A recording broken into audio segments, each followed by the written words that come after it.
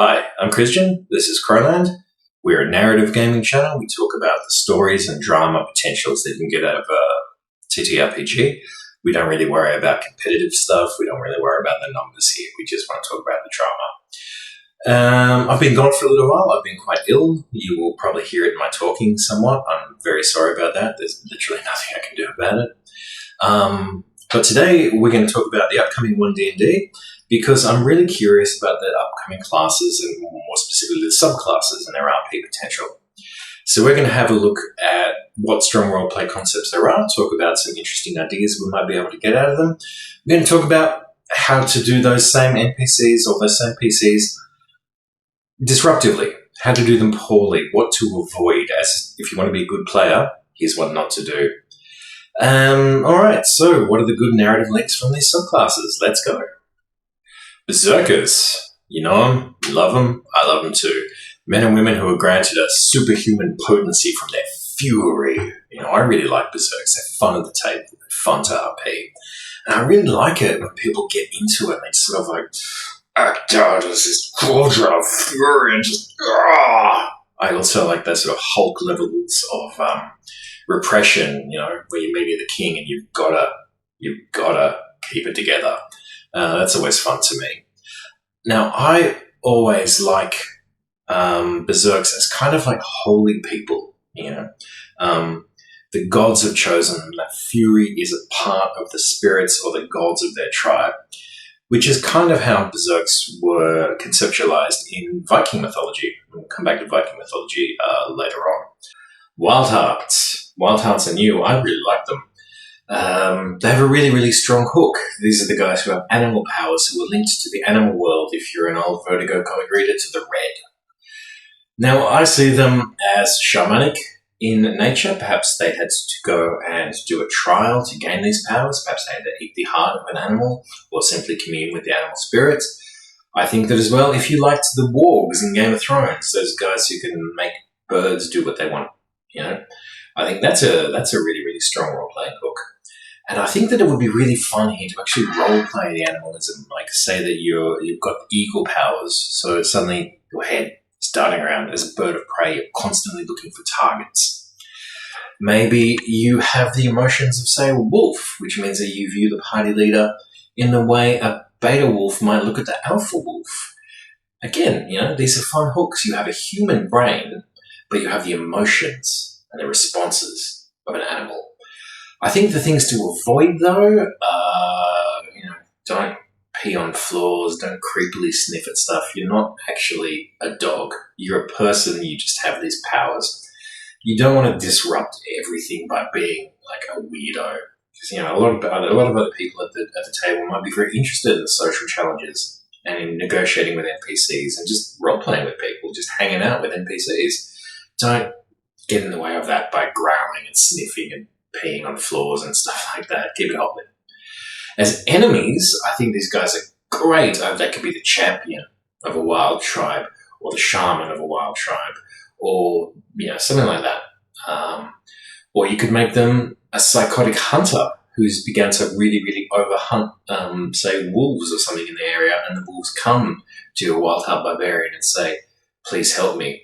Or maybe a wild heart barbarian has decided that they want the powers of mortality and they're hunting elves and hobbits and all the rest of them and eating them and trying to gain their powers. He's no longer human in any moral sense. So I like Wild Hearts and I think they're going to be really fun. I'm looking forward to seeing how their rules actually play out. Wild Tree Barbarians. These guys are new. They obviously have a big built-in hook.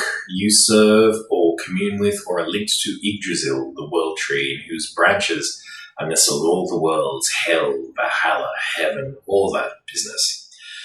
So we don't have a lot of info on them just yet, but I can't see how thematically Rage is linked to other worlds. And I don't think their powers are very interesting. What is it? There's a teleport and a few extra attacks when like weird extra dimensional tree branches come out and help you fight. But at least the lore is rich. But they've got that pretty uninteresting suite of abilities. It doesn't really reflect that class. I mean, is it a common class fantasy to be a plain linked barbarian? I don't know, and I've always disliked that I have to accommodate D&D rules into my world building. I mean, you sort of have to with magic. There's no other planes or magical spells and items don't work, but I really do resent it. And I can see maybe that you are sworn to Odin, who has given you a glimpse into the other world, and you have decided to become that thing's champion. Maybe you have been selected by Crom, guard the black gates of hell, that sort of business. But, nothing's really coming to mind because it's such a weird idea. I think there'd be better enemies. They could hunt down plane traveling PCs who are damaging the veil between the planes. Sworn organization of wild feral types who are communing with the gods. But by and large, they've got boring rules. Their lore seems poor. I think they're a bad idea. And sometimes I really wonder about who gets the actual big gigs at Hasbro. Zealot Barbarians back, which is good because I love them. I always have. I've always seen them as sworn to the gods of harsh lands, perhaps in the service of a terrible lich lord or a dragon who has ruled the wastelands that the barbarian was born in since time immemorial. Or I see them as a sort of feral paladin. Now, paladins tend to be linked to ideas of morality, upholding justice, protecting the forest, all that sort of business. But the Zealot Barbarian has no stupid, weak, civilized ideas of morality. And I like with any character with a divine cause, what you want to avoid is you can't scream at every NPC to serve the gods. You can't talk constantly about how your god is the hardest bastard to ever live. It's very easy to go over the top with any kind of fanatical character. I have always seen them as fantastic enemies, actually. I've done a fantastic Zealot Barbarian who had some sorcerer levels, who basically became like Darth Vader, who just went insane. He was fantastic. And given that these guys never freaking die, they're an unstoppable juggernaut of enemies. Perhaps you want to make it a white and give it some character levels, and you've got a Frankenstein scenario. If you want to have an enemy that just won't die, Jason from Friday the 13th, why won't you die? That's a good idea, actually. I'm going to steal that. The 80s slasher bad guy. I think that the first thing that I talk about is, have you ever read Joe Cromie's The First Law books? You should read at least the first trilogy right now. The Practicals in the Inquisition, the Boot Boys, or even the agents of a 40k style Inquisitor. You were the bodyguard of a corrupt and evil cleric. Or perhaps you're the bodyguard of a good cleric. It's up to you. Or you were in the service of another PC, a cleric in the party. I think that could be really, really fun. Anyway, that's Barbarians. I really wish the World Tree had been replaced by the Storm Barbarians. The Storm Barbarians are cool. Anyway, that's it for Barbarians. Let's go on to Bards. Bards, then. Bards are already the go-to class for people who are really into RP. Let's have a deeper look at the new guys. We'll start with the College of Dance. Do you know in the original comics, The Crow, the Brandon Lee movie, The Crow, he was a dancer, actually. He was a ballet dancer. That's what I immediately thought of, especially given all the skills and things that they get and the heavy casting if they want. If I wanted to play a Batman type, I would actually come to a College of Dance bard rather than I would a rogue. I also see someone to who the art of the blade is actually performance. They are specifically looking to create beauty in their martial artistry. The perfect riposte, the most beautiful footwork that's like dancing. Combat is their art and they are perfectionists. Perhaps magic is their dance, their creativity, and they seek to transform into a world, into a place that they find beautiful through violence. And obviously you could picture a spellblade fighting as a dance. So beautiful spells are actually the byproduct. Or maybe you sort of work out something with your GM and you're like, okay, get rid of verbal components and it's always got to be, physical, semantic, whatever the hell they are. I can't remember. I actually think that the blade dances are a really beautiful idea to think about. And I can really see a PC who's got a whip playing as a dance bard. I think that'd be great. I think they'd be really, really good assassins.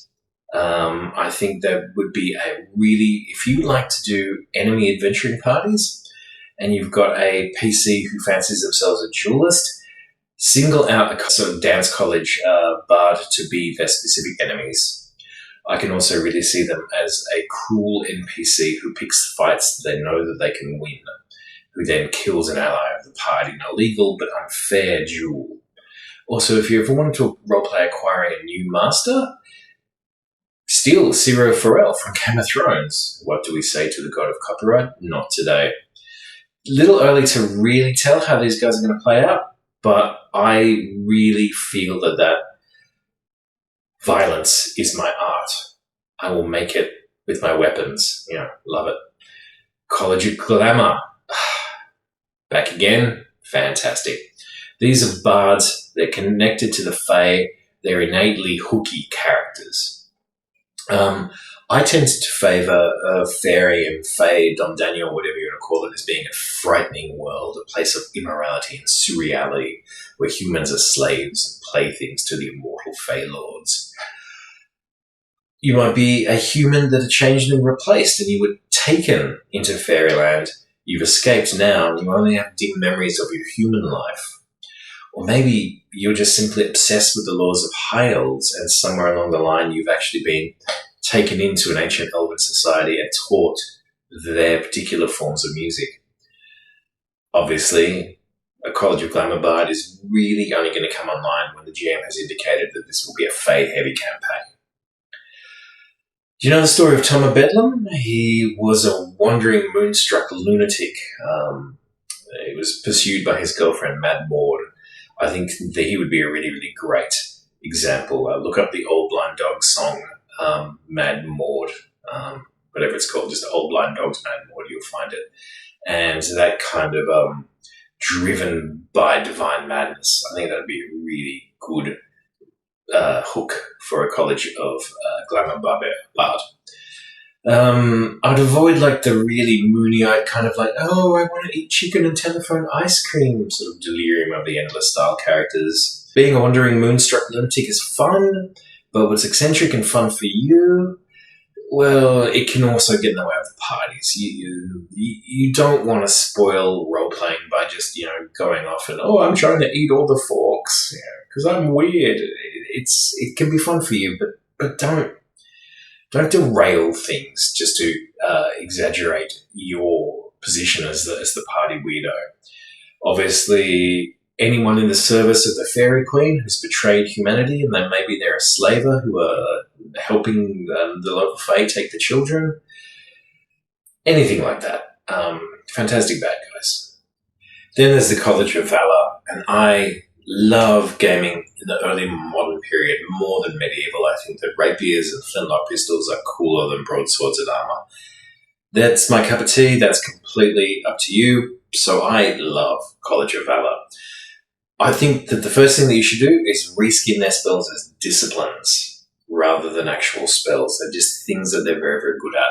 If I was playing a College of Valor Bard, and I don't think I've ever actually played D&D 5e, I think I've just run it a million times, I would go and have a look at historical fencing. There's loads and loads of masters who have written books like Agrippa and the mental bastard George Silver.